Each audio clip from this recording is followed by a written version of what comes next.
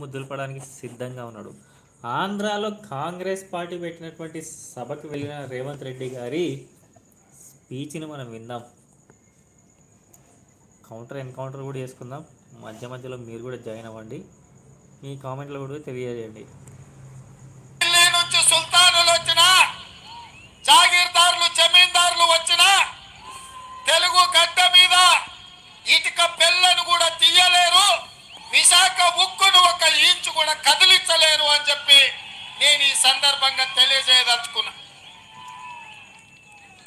విశాఖ ఉక్కు ఆంధ్రుల హక్కు అనేది మనందరికీ తెలిసిందే. దానిపైన మా స్పీచ్ దంచి కొట్టారు మన రేవంత్ రెడ్డి గారు.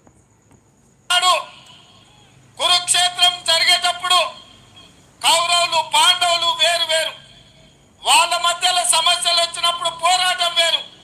కానీ వాళ్ళ మీదికి ఎవరైనా దండెత్తుతే వాళ్ళు 105 అయి అందరూ కలిసికట్టుగా నిలబడి వాళ్ళ ప్రాంత ప్రజల్ని వాళ్ళ హక్కులను కాపాడుకోవడానికి కొట్లాడేవాళ్ళు.